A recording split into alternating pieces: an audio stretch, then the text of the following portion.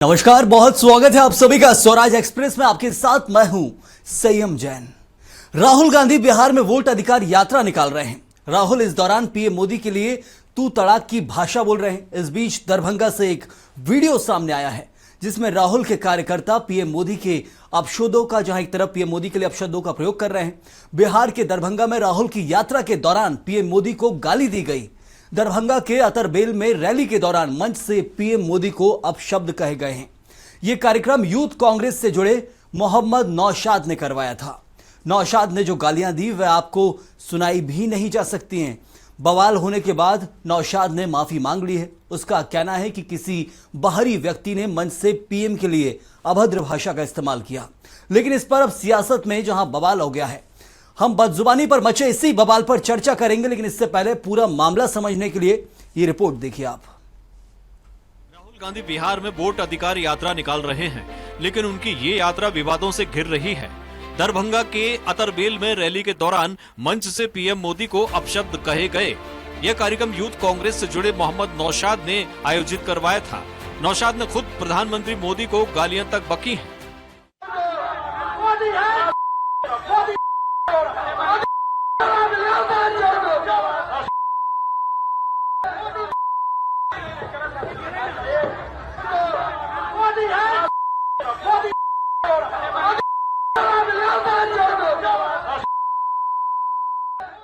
नौशाद दरभंगा के जाले विधानसभा से इस बार टिकट का दावेदार है। मामला आगे बढ़ने के बाद उसने माफी मांग ली है। लेकिन पीछे से किसने क्या बोला, कई बार ऐसे नॉनसेंस लोग चले जाते हैं। आपने देखा हो, राहुल जी का मंच हो या फिर नरेंद्र मोदी जी का मंच हो, पीछे से हर आदमी बाद में चढ़ जाता है, कुछ अपने मन से अपशब्द बोलने लगता है, कोई फोटो खिंचवाने लगता है। तो अगर किसी ने इस तरीके की बात की है तो मैं उसकी निंदा करता हूं। देश के प्रधानमंत्री हमारे सबके प्रधानमंत्री हैं। लेकिन राहुल गांधी की रैली में ऐसा पहली बार नहीं हुआ है। राहुल गांधी खुद लगातार पीएम मोदी के लिए अपशब्दों का इस्तेमाल कर चुके हैं। जैसे ही मैंने ये देश के एक्सरे की बात की, वो नरेंद्र मोदी कांपने लग गया। जैसे ही मेरे, उसकी आदत है, जैसे उसको डर लगता है ना, वो झूठ बोलना शुरू कर देता है। जैसे ही उसको डर लगता है, वो कभी पाकिस्तान की बात करेगा, कभी चाइना की बात करेगा। तो एक के बाद एक, एक के बाद एक, एक के बाद एक झूठ बोल रहा है। मगर इस बार नहीं निकल पाएगा। पहले राहुल गांधी और अब उनके समर्थकों के पीएम मोदी को अपशब्द कहने पर बीजेपी भड़क उठी है। बीजेपी के निशाने पर सीधे राहुल गांधी हैं। दरभंगा और बिहार की धरती पर कांग्रेस की रैली और कांग्रेस के नेता राहुल गांधी की उपस्थिति में भारत के प्रधानमंत्री जी के बारे में बोला है, वो दुर्भाग्यपूर्ण है। इससे ये साबित हो गया कि कांग्रेस ना तो बाबा साहब अम्बेडकर के संविधान का पालन करती है, न हिंदुस्तान के लोकतंत्र के प्रति कांग्रेस की श्रद्धा है। कांग्रेस तो तानाशाही रखना चाहती है, कांग्रेस डराना चाहती है, कांग्रेस लोगों के अंदर भय व्याप्त करना चाहती है। उधर कांग्रेस को इसमें कुछ गलत नहीं दिखता। उल्टे कांग्रेस का कहना है कि राहुल गांधी लोकतंत्र की रक्षा की लड़ाई लड़ रहे हैं, तो बीजेपी उन्हें बदनाम कर रही है, उन्हें धमकियां मिल रही हैं। करा क्यों? इसलिए कि नरेंद्र मोदी से सवाल क्यों कर रहे हो आप? इस देश में जिस तरीके से गरीब की बात, आम आदमी की बात, किसान की बात, युवाओं की बात, हमारे अल्पसंख्यक भाइयों की बात, जो आवाज उठती है, जो माइनॉरिटी की आवाज उठती है, उसको दबाव कैसे? कोई सवाल नहीं कर सके। ये नरेंद्र मोदी जी का नया भारत है। तभी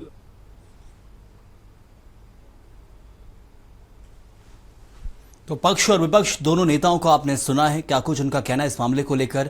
क्या लोकतंत्र में ये भाषा मान्य है और इस भाषा से क्या वोट बैंक बढ़ता है या घटता है, ये समझना बहुत जरूरी है आज। क्योंकि अपशब्द जरूर देखने को मिलते हैं हमेशा। जब भी कोई चुनाव आता है उससे पहले माहौल गर्म होता है, लेकिन गर्मी इस तरह की हो कि अपशब्दों का प्रयोग करना पड़े, उसको लेकर चर्चा बहुत जरूरी है। हमारे साथ चर्चा में दो खास मेहमान, योगेश गुप्ता बीजेपी प्रवक्ता जुड़े हुए, बहुत स्वागत है योगेश जी। और कांग्रेस से प्रवक्ता राम पांडे जुड़े हैं। पांडे साहब, आपका बहुत बहुत स्वागत है। और राम पांडे जी, मेरा सवाल पहला आपसे ही है कि आखिर ये अपशब्दों की जरूरत क्यों पड़ रही है? इसके पीछे कारण क्या कुछ है? यदि आप उस खंडन भी करेंगे उस बात का जो गालियां दी गई है नरेंद्र मोदी को लेकर, तो फिर राहुल गांधी के तू तड़ाक की भाषा को कैसे डिफेंड करेंगे? देखिए, आपके चैनल पर ही स्पष्ट हो गया है कि कहीं कुछ भी नहीं कहा गया है। जिस नौशाद के बारे में बताया जा रहा है कि जिसने प्रोग्राम आयोजित किया, वो स्वयं कह रहा है कि मैंने नहीं कहा है, पता नहीं किसने कहा है, और जिसने भी कहा है उसके लिए मैं माफी मांगता हूं। अब जिसने भी कहा है तो वो डेफिनेटली कोई ना कोई बीजेपी का समर्थक होगा जो कांग्रेस के कार्यक्रमों में घुस जाता है। जब भी कांग्रेस के कार्यक्रम होते हैं तो बीजेपी का कोई ना कोई समर्थक आकर वहां पाकिस्तान जिंदाबाद के नारे लगा देता है और इस तरह की घटनाएं करता है। राम पांडे साहब, मंच नौशाद का था, नौशाद ने माफी मांगी है कि मेरे मंच से कहा गया है, मैंने स्वागत कार्यक्रम आयोजित किया, लेकिन एफआईआर लिखवानी चाहिए इस मामले को लेकर कांग्रेस को। क्यों अब तक मामला दर्ज नहीं किया गया? कोई शिकायत अब तक, या की जाएगी एफआईआर? नहीं, अरे वो बीजेपी समर्थक है जिसने नहीं तो एफआईआर तो लिखा है, सत्ता के पक्ष भी हो, कोई भी एफआईआर जरूरी है ना, क्योंकि ऐसे कब तक असामाजिक तत्व आपकी रैलियों में घुसेंगे, फिर आपके ऊपर जो सीधे सवाल उठते हैं। क्योंकि एफआईआर कहाँ होती है? आपको पता होगा, कल भिंड कलेक्टर को बीजेपी विधायक ने चोर कहा तेरे मुंह में मुक्का मार दूंगा। क्या उसकी कोई एफआईआर हुई? कलेक्टर ने कहा कल बीजेपी विधायक को तेरे को घर में घुसकर पीटूंगा। क्या उसकी एफआईआर हुई? ये तो मध्य प्रदेश की घटना है ना, और पूरा सोशल मीडिया पर देश में चल रहा है, उस पर डिबेट नहीं हुई है, वो एक अलग बात है। लेकिन क्या कलेक्टर की एफआईआर हुई? जरूर, लेकिन मैं मुद्दे पर लाना चाहूंगा। राहुल गांधी के शब्दों के ऊपर आप क्या कहेंगे? राहुल गांधी जो कह रहे हैं कि एक्सरे की बात की तो भड़क गया नरेंद्र मोदी। पहले तो संसद के अंदर गले लगाते हैं नरेंद्र मोदी को और कहते हैं कि मैं अपनी मर्यादा नहीं छोड़ूंगा, और उसके बाद बाहर तू तड़ाक की भाषा। देश के प्रधानमंत्री है कौन भाई? चुनाव आयोग ने प्रधानमंत्री बनाया, जनता ने थोड़ी बनाया है। बनारस में तो वो हार गए, चुनाव आयोग ने जिताया है, तो वो चुनाव आयोग के प्रधानमंत्री है, हमारे और आपके थोड़ी। ये आपकी सोच है ना, देश को इतनी जल्दी कैसे नकार देंगे? अभी पूरा मामला ही नहीं सुलझा है, आपने अभी से चुनाव आयोग को पूरा पार्टी बना दिया है। मामला सुलझने दीजिए, उसके बाद कहिएगा चुनाव आयोग ने। अभी तो देश के लिए माना जाएगा, क्योंकि सरकार ऐसी चुनती आई है। देश की जनता तो ये मान रही है ना कि ये जो प्रधानमंत्री है ही नहीं, बीजेपी ने नहीं चुना है, ये बीजेपी के सांसदों ने भी नहीं चुना है, न जनता ने चुना है। ये चुनाव आयोग द्वारा धोखाधड़ी से बनाया गया प्रधानमंत्री है, चोरी से बनाया गया प्रधानमंत्री है। कांग्रेस प्रत्याशी 7 राउंड तक आगे चल रहा था वहां, और लेकिन अचानक वोटिंग बंद कर दी जाती है, वेबसाइट बंद कर दी जाती है, और मोदी को चुनाव जिता दिया जाता है। मुद्दे से भटक रहे हैं राम पांडे साहब, मुझे लग रहा है, क्योंकि मुद्दा क्या कुछ है उसको सीधे वहां ले जा रहा है। भाषा की मर्यादा की बात कर रहा हूं मैं। आपके पास लौटूंगा, योगेश गुप्ता जी से भी जवाब जरूरी है। योगेश गुप्ता जी, भाषा बिगड़ती है चुनाव के टाइम पे, देखा है हमने। चुनाव नजदीक आते आते नेता आक्रोशित हो जाते हैं, लेकिन एक मर्यादा होती है। सीधे गालियां दी जा रही है मंचों से लेकर। अब क्या कुछ बीजेपी सिर्फ बयानबाजी करेगी या कोई कार्रवाई भी बीजेपी करती दिखेगी? तो देखिए संयम जी, जिस संविधान की बुक को लेकर कांग्रेस के युवराज पूरे देश में घूम रहे हैं और हर मंच से कमोवेश उसका जिक्र कर रहे हैं, उस संवैधानिक व्यवस्था के अनुरूप चुने गए लोकतांत्रिक तरीके से भारत के प्रधानमंत्री के बारे में इस प्रकार के अमर्यादित शब्दों का प्रयोग करके वो स्वयं जनता के सामने एक्सपोज हो रहे हैं। जिस पार्टी का युवराज इस प्रकार की भाषा शैली बोलता है, उसी को कॉपी करते हुए आपके चैनल पर बैठे हुए प्रवक्ता भी नजर आ रहे हैं। ये कहते हैं कि चुनाव आयोग का प्रधानमंत्री, भाजपा का प्रधानमंत्री, इन सबका मानसिक संतुलन गड़बड़ा गया है।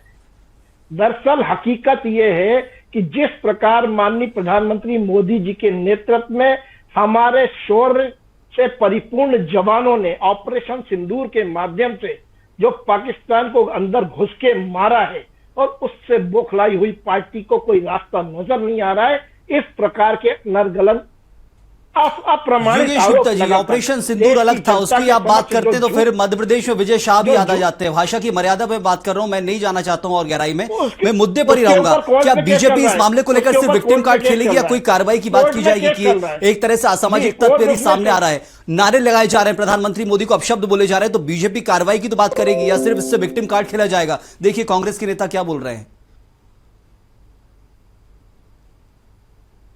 सुचिता होनी चाहिए, भाषा मर्यादित होना चाहिए। आज का जो मतदाता है वो 80% के करीब पढ़ा लिखा है भारत में। आप उसको अपनी इस प्रकार की उल जलूल बातों से और असत्य अप्रमाणिक बातों से बरगला नहीं सकते हैं। वो सब देखता है, सब समझता है, सब पढ़ता है और महसूस करता है, तत्पश्चात जाके बटन दबाता है। मोदी जी ईवीएम में, मोदी जी ने ईवीएम हैंग नहीं करी है, मोदी जी ने चुनाव आयोग को नहीं ओवरटेक किया है, मोदी जी ने देश की जनता का दिल जीता है, मोदी जी ने मतदाताओं के दिल में जगह बनाई है, और वो स्वयं अपनी इच्छा से जाकर जब बटन कमल के फूल का दबाएंगे तो निश्चित रूप से रिजल्ट इसी प्रकार के आएंगे। और ये भूल रहे हैं कि कार्रवाई को पिछली लेकर बार राहुल आश्वासन नहीं, गांधी क्योंकि जी ने बीजेपी सत्ता चोरी में और डकैती की खुद बात उनके करी थी, प्रधानमंत्री, देश तो के क्या प्रधानमंत्री हासिल को हुआ लेकर था? अपशब्द कहे, लेकिन बीजेपी यदि खुद भी चाहे तो एफआईआर करवा कर उस व्यक्ति को ढूंढकर सजा दिलवा सकती है। निश्चित रूप से कड़ी कार्रवाई होगी संबंधित व्यक्ति के खिलाफ। न केवल एफआईआर होगी बल्कि देश का कानून उसके खिलाफ एक संसदीय और एक वैधानिक पद पर बैठे हुए व्यक्ति के अपमान का जो केस बनता है, जरूर कार्रवाई का जरूर इंतजार रहेगा। योगेश गुप्ता साहब, राम पांडे जी, बिहार में कांग्रेस दिखा रही है कि मजबूत है, वोट अधिकार यात्रा में भीड़ उमड़कर सामने आ रही है, आरजेडी और कांग्रेस एक साथ आगे बढ़ रहे हैं, तो जरूरी है कि भाषा को तोड़ मड़ोड़ कर पेश किया जाए। आक्रोश रहता है नेता के अंदर, लेकिन इस तरह से तो और वोट बैंक खिसक जाएगा आपसे। अरे आपके चैनल पर बीजेपी प्रवक्ता बोल रहे हैं कि राहुल गांधी युवराज बोलता है, तो असभ्य भाषा तो आपके चैनल पर बोली जा रही है। उनने आपके ऊपर आरोप लगा दिया पहले, राम पांडे साहब आपके ऊपर आरोप लगाया कि उनके राहुल गांधी के पद चिन्हों पर आप चल रहे हैं। नहीं तो बीजेपी प्रवक्ता ने तो आपके चैनल पर बोला है, युवराज बोलते हैं, अभी बोला है, युवराज आपके सामने मेरे सामने सम्मानजनक बोला, शब्द आपने नहीं टोका है, भी नहीं। युवराज एक देखिए फिर ये सम्मानजनक बीच में आ उपाधि जाते है, हैं। सम्मानजनक अब उपाधि ये नहीं है। देखिए कांग्रेस से बीजेपी में चले गए, जब कांग्रेस में थे तब कहते थे ये नरेंद्र मोदी अरे चोर इस पर डिबेट ये नहीं मेरे हो सामने रही है, बोला है। कांग्रेस से ये बीजेपी में कांग्रेस गया, कार्यालय में कुछ बीजेपी दिन से पहले कांग्रेस नाम में लगा गए। रहे थे। मेरे मैं जाने आप के बाद दोनों के इतिहास पे नहीं जाना चाहता हूं, मैं चाहता हूं अपने आला नेताओं के इतिहास की बात की जाए, आला नेताओं की शब्द और मर्यादा की बात की जाए। आप योगेश गुप्ता जी के इतिहास पे मत जाइए। राम पांडे साहब, योगेश गुप्ता जी आपके पुराने सहपाठी रहे, साथ में आप लोग एक साथ करते थे, लेकिन अब उस इतिहास में मत जाइए, वो मुद्दा नहीं है। एजेंडा सिर्फ यह है कि बिहार चुनाव में जरूरी है कि अब शब्द बोले जाएं, तभी वोट बैंक बढ़ेगा। लोगों को अपने साथ जोड़ने के लिए मुद्दे बहुत हैं, अभी भी बिहार बहुत पिछड़ा है। तो मैं वही तो कह रहा हूं, बीजेपी कंप्लेंट नहीं करेगी, क्योंकि ये बीजेपी के कार्यकर्ता कांग्रेस कार्यक्रम में घुसते हैं। आपने देखा होगा हमेशा बोला गया कांग्रेस के कार्यक्रम में पाकिस्तान जिंदाबाद के नारे लगे, लेकिन इन्होंने एफआईआर कभी नहीं की। कहा कि हम एफआईआर करेंगे, जेल में डलवाएंगे। क्यों नहीं करते? क्योंकि वो बीजेपी का कार्यकर्ता निकलता है। इसमें भी ये एफआईआर नहीं करेंगे, मैं चैलेंज करता हूं, क्योंकि वो बीजेपी का ही कार्यकर्ता होगा। कांग्रेस का कोई कार्यकर्ता मन से इस तरह की भाषा नहीं बोलता है जिस तरह के ये बीजेपी बता रही है। और जहां तक प्रधानमंत्री की भाषा है, बीजेपी प्रवक्ता की भाषा है, आप पिछले 11 साल में उठा लीजिए, प्रधानमंत्री, दुनिया का कोई प्रधानमंत्री ने इतनी गिरी हुई भाषा का इस्तेमाल नहीं किया होगा जितना नरेंद्र मोदी जी ने किया है।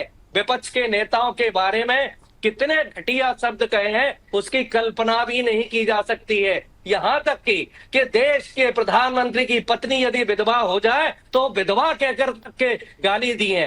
यदि किसी की कोई पत्नी है तो उसको 50 करोड़ की गर्लफ्रेंड बोल तक के प्रधानमंत्री ने गाली दी है। एक बार नहीं, सैकड़ों बार। यहां तक कहा है कि ये आपकी भैंस चोरी कर ले जाएंगे, ये परिवार चोर है, ये देशद्रोही है। ये कितनी बढ़िया गालियां प्रधानमंत्री हमेशा से देते हैं। तो जैसा बोगे वैसा काटोगे। राहुल गांधी जी कह रहे थे कि आप ट्रंप से क्यों डर रहे हो, क्यों कायर बने हुए हो। ट्रंप ने 50% टैरिफ लगा दिया और आपने कपास पर टैरिफ माफ कर दिया। आप देखिए, हमारे देश के किसानों को बर्बाद करने के लिए मोदी जी ने अमेरिका से टैक्सी हटा दिया।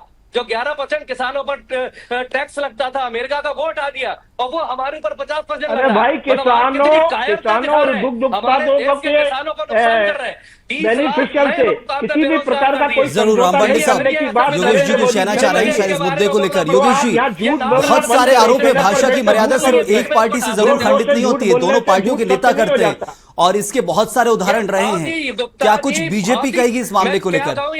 ये बहुत ही गिरे हुए इंसान है। योगेश जी से जवाब ले लेते हैं राम पांडे साहब। गिरे हुए इंसान आप लोग हो, गिरे हुआ इंसान कौन है? मुझे उसका सर्टिफिकेट नहीं चाहिए। आप जैसे गिरे हुए राम पांडे साहब, उन्हें जवाब देने दीजिए। आपने बहुत आरोप लगाए और बहुत सारे लगाए हैं, कितने आरोपों की पुष्टि हो पाती है उनको भी जरूरी कहना। शैलियां मर्यादित हो रही है यहाँ पर, फिर भाषा शैलियां मर्यादित हो रही है। आप राजनीतिक सुचिता की बात करते करते किस प्रकार ये व्यक्तिगत हो जाते हैं। कांग्रेस के लोग यहाँ स्वयं एक्सपोज हो, यहाँ बैठकर आप बोलते हो कि ये गिरे हुए लोग हैं। गिरे हुए कांग्रेस पार्टी के लोग जो दुष्कर्मी है वो नेता प्रतिपक्ष बने हुए हैं। उमंग सिंगार गिरा हुआ एक यौन शोषण का अपराधी, उपनेता प्रतिपक्ष बना हुआ है हेमंत कटारे। बहुत गिरा बड़े-बड़े हुआ आरोप कौन है? हैं ये योगेश देश और जी। मध्य प्रदेश की जनता जानती है, देखती है, समझती है। और जिस प्रकार की भाषा शैली, तू तड़ाक और अमर्यादित शब्दों का प्रयोग भाषा की मर्यादा पर बात कर रहे हैं आप लोग, कितने गड़े मुर्दे उखाड़ने को तुले हुए हैं। योगेश गुप्ता जी, राम पांडे साहब, वर्तमान के जो मुद्दा है बिहार के अंदर का, उसके ऊपर चर्चा की जा रही है। प्रधानमंत्री मोदी के खिलाफ करिए, तब तक देश की जनता ने आपको सबक सिखाया है। मोदी कहते हैं ऐसे जिताओ, जिसने 400 महिलाओं के साथ बलात्कार किया है, प्रधानमंत्री नरेंद्र मोदी कहते हैं इसको जिताओ। अरे आपने बलात्कारी को नेता प्रतिपक्ष बना रखा है। नेता प्रतिपक्ष कौन है? एक बलात्कारी, एक दुष्कर्मी। उपनेता प्रतिपक्ष कौन है? क्या देश के अंदर अभी यही राजनीति देखनी पड़ेगी कि कितने आरोप किस पे लगे हैं, कितने भाषा की मर्यादा कौन कौन खंडित करता है? क्या यही देखना रह गया है क्या? योगेश जी, सबसे महत्वपूर्ण सवाल है, यदि कार्रवाई की शुरुआत करना है तो क्या बिहार से कार्रवाई शुरुआत नहीं की जानी चाहिए इस मामले को लेकर, निश्चित रूप से या सिर्फ आरोप प्रत्यारोप में ही पूरा का पूरा खेल खत्म? पार्टी और उनके आयोजनकर्ताओं के खिलाफ कार्रवाई होगी, FIR भी लॉन्च होगी और संबंधित व्यक्तियों को जेल के शीशों के पीछे जाना पड़ेगा। इनके युवराज 9 बार कोर्ट से माफी मांग चुके हैं, 9 बार, 10वीं बार फिर मांगेंगे, 10वीं बार फिर माफी मांगेंगे और फिर कहेंगे कि मैं माफी भी हूँ। और रही बात किसानों की, राम पांडे साहब, आता हूं आपके पास। उनके हितों से किसी भी प्रकार का कोई समझौता प्रधानमंत्री नरेंद्र मोदी जी नहीं करने वाले हैं। भाषा की मर्यादा पे यदि बात की जाएगी तो इतने गड़े मुर्दे उखाड़े जाएंगे, मुझे भी नहीं मालूम था। योगेश जी, राम पांडे जी शायद कुछ कहना चाह रहे हैं। अंतिम जवाब राम पांडे साहब मुझे चाहिए, क्योंकि आपके नेता इस वक्त कटघरे में खड़े हुए हैं। राम पांडे साहब, जो भाषा शैली इस्तेमाल की जा रही है, बिहार में दोनों पार्टियां प्रचार कर रही हैं, बीजेपी और कांग्रेस, उनकी तरफ से अब तक ऐसी कोई अभद्रता वाली भाषा नहीं आई है सामने जो कांग्रेस के नेता की आई है, उनके पंडाल में या उनके मंच से ऐसी आई है। तो इसको लेकर अब कांग्रेस क्या कुछ रवैया अपनाएगी? देखिए, मोदी क्या रवैया अपना यहाँ बैठ के खुद बदतमीजी से बात कर रहे हैं। योगेश जी, राम पांडे साहब को जवाब देंगे, समय कम है। बड़ा बदतमीज व्यक्ति कोई होगा क्या? इस प्रकार का अपमानजनक शब्दों का प्रयोग कर रहे हैं। योगेश जी जवाब दे लीजिए राम पांडे साहब को, सब समय बहुत कम है जी। ये मुंह तो बंद करें अपना। अरे आप बोलिए 2014 के पहले ऐसी कोई समस्या नहीं थी। अटल जी प्रधानमंत्री थे तब सबकी भाषा संयमित थी। मनमोहन सिंह प्रधानमंत्री थे, सबकी भाषा संयमित थी। ये मोदी और अमित शाह ने सबकी भाषा को खराब कर दिया है, खुद की भाषा खराब कर दी है, देश की भाषा खराब कर दी है। देश के संस्कार, नैतिकता, सभ्यता, परंपरा, ये मोदी और अमित शाह दोनों खत्म कर रहे हैं। पूरा देश आपके नेता को डिफेंड करना है योगेश जी। आरोप तो लग रहे हैं लगातार, हम देख रहे हैं। राम पांडे साहब, आरोप लग रहे हैं, क्या कुछ कहेगी कांग्रेस अब इस मामले को लेकर? क्या कोई कार्रवाई उसकी तरफ से होगी? इंटरनल इंक्वायरी कहा जाता है जो पार्टी के अंदर होती है, क्योंकि आपने सीधा पल्ला झाड़ दिया है। कार्यकर्ता है, कार्रवाई होनी चाहिए, जेल में डालना चाहिए, फांसी देना चाहिए। जिस कार्यकर्ता ने बोला जाएगा, कांग्रेस का कार्यकर्ता है, जेल में जाएगा।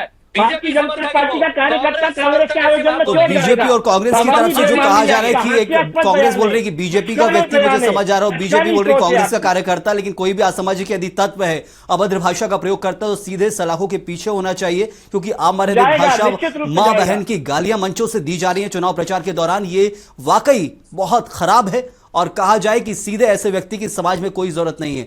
बहुत शुक्रिया अदा करूंगा इस वक्त के लिए योगेश गुप्ता जी और राम पांडे साहब हमारे साथ जुड़ने के लिए। लेकिन ये मामला वाकई कहा जाए कि बड़ा ये मामला है, क्योंकि ऐसे मामले लगातार सामने आते हैं। चुनाव जैसे जैसे नजदीक आता है, प्रचार होता है और प्रचार में आक्रोशित होकर कुछ नेता या फिर उनके कार्यकर्ता मंचों के पीछे छिपकर जो खड़े होते हैं और यही कहना है कांग्रेस का कि वो हमारी पार्टी का नहीं है, कहीं से कोई असामाजिक तत्व घुस आया था और उसने इस अमर्यादित भाषा का प्रयोग किया है, गालियां दी है और उसके लिए माफी जरूर मांगी है। लेकिन ऐसे व्यक्ति को ढूंढकर कार्रवाई बहुत जरूरी है, क्योंकि ना सिर्फ एक पार्टी की छवि का सवाल है, बल्कि प्रदेश के अंदर क्या कुछ व्यवस्था है, ऐसे लोग क्यों हैं, देश के प्रधानमंत्री को अपशब्द कहे गए, ये वाकई आपत्तिजनक है।